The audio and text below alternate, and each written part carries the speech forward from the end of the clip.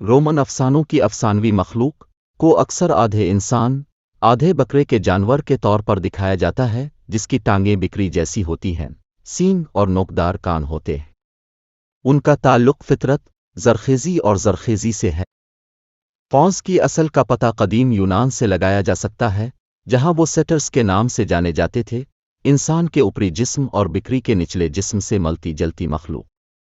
Setters کی Roman موافقت نے فونس کی تخلیق کا باعث بنی، جنہیں ابتدائی طور پر جنگلات اور کھیتوں سے وابستہ دیہی دیوتا سمجھا جاتا تھا۔ وقت گزرنے کے ساتھ رومن آرٹ اور ادب میں ان کی تصویر کشی ہوئی، جس میں انہیں شرارتی اور چنچل مخلوق کے طور پر دکھایا گیا جو اکثر دیویوں جیسے دیویوں اپین کے ساتھ ہوتے تھے۔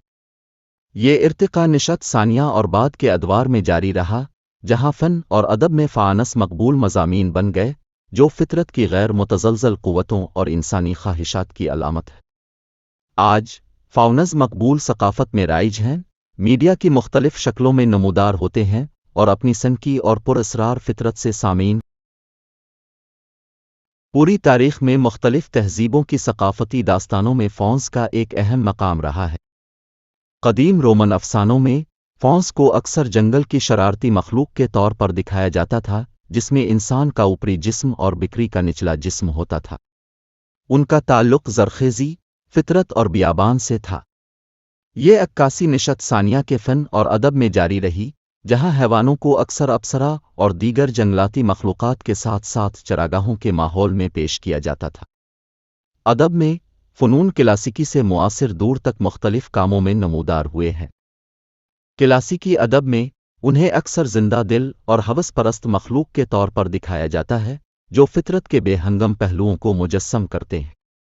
مثال کے طور پر آوڈ کی میٹامورفوسز میں فونس کو دیوتا پین کے پیروکاروں کے طور پر پیش کیا گیا ہے۔ وہ جنگلی خوشیوں میں حصہ لیتے ہیں اور اپسرا کا پیچھا کرتے ہیں۔ زیادہ معاصر ادب میں فونس کو مختلف طریقوں سے پیش کیا جاتا ہے۔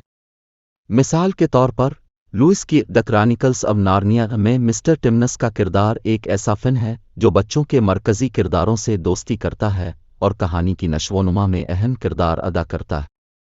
یہاں فونس کو محض شرارتی جنگل کی مخلوق کی بجائے ان کے اپنے محرکات اور جذبات کے ساتھ پیچیدہ کرداروں کے طور پر دکھایا گیا ہے۔ مجموعی طور پر ادب میں فونس فطرت، بیابان اور انسانی فطرت کے بے مثال پہلوؤں کے بارے میں ثقافتی رویوں کی عکاسی کرتے ہیں۔ وہ جنگلی اور بنیادی قوتوں کی علامت کے طور پر کام کرتے ہیں جو انسانی معاشرے کے اندر اور باہر دونوں موجود ہیں، اور ادب میں ان کی تصویر کشی ثقافتی تناظر میں تبدیلی کے ساتھ ساتھ جاری رہتی ہے۔ فن اور اساطیر میں اکثر آدھے انسان آدھے بکرے کی مخلوق کے طور پر دکھائے جانے والے فنون کی مختلف ثقافتوں میں ایک بھرپور علامتی اہمیت ہے۔ آرٹ میں وہ اکثر فطرت، بیابان، زرخیزی اور انسانی رویے کے بے مثال پہلوؤں کے موضوعات سے منسلک ہوتے ہیں۔ ان کی نمائندگی مختلف ہو سکتی ہے، چنچل اور شرارتی سے لے کر بدصورت اور جنگلی تک، ان کے کردار کی مختلف تشریحات کی عکاسی کرتی ہے۔ فلمی اور مقبول ثقافت میں فونس کو مختلف طریقوں سے پیش کیا گیا ہے، جو اکثر ان کی افسانوی جڑوں سے کھینچتے ہیں۔ وہ فنتاسی فلموں، ادب کے موافقت اور یہاں تک کہ کلاسیکی افسانوں کی جدید تشریحات میں بھی مل سکتے ہیں۔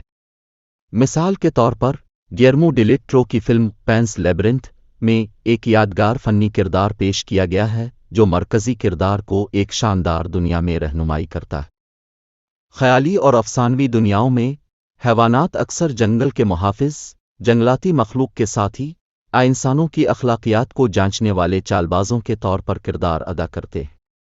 ان کی موجودگی افسانوی دائروں میں گہرائی میں اضافہ کرتی ہے، جو انسانیت اور قدرتی دنیا کے درمیان تعلق کو مجسم کرتی ہے، جبکہ وجود کے جنگلی اور بنیادی پہلوؤں کی علامت بھی ہے۔ مجموعی طور پر فن، فلم اور افسانہ نگاری میں ایک کثیر جہتی کردار رکھتے ہیں، جو فطرت، زرخیزی اور انسانی فطرت کے لاتعداد پہلوؤں کی علامت کے طور پر کام کرتے ہیں، جبکہ اپنی موجودگی اور علامت کے ساتھ خیالی دنیا کو بھی تقویت دیتے ہیں۔ فانس اور سوٹر دونوں افسانوی مخلوق ہیں جو اکثر فطرت سے وابستہ ہوتے ہیں، لیکن افسانوں میں ان کی الگ خصوصیات اور کردار ہیں۔ فونس کو عام طور پر آدھے انسان، آدھے بکرے کی مخلوق کے طور پر دکھایا جاتا ہے جس میں انسان کا اوپری جسم ہوتا ہے اور بکری کا نچلا جسم ہوتا ہے۔ رومن افسانوں میں حیوانوں کو فطرت کے محافظ تصور کیا جاتا تھا، جنہیں اکثر جنگلوں اور جنگلوں میں آباد نرم اور خیر خواہ مخلوق کے طور پر پیش کیا جاتا تھا۔ ان کا تعلق زرخیزی، پودوں اور چروگاہی زندگی سے تھا۔ دوسری طرف سیٹرس یونانی افسانوں میں عام طور پر جانا جاتا ہے۔ ان کا اوپری جسم بھی انسان کا ہوتا ہے، لیکن اکثر گھوڑے جیسی دم اور کانوں کے ساتھ ساتھ بکری جیسی ٹانگوں کے ساتھ دکھایا جاتا ہے۔ ستیوں کو عام طور پر شرارتی اور ہوس پرست مخلوق کے طور پر پیش کیا جاتا ہے جو شراب، موسیقی اور رقص سے لطف اندوز ہوتے ہیں۔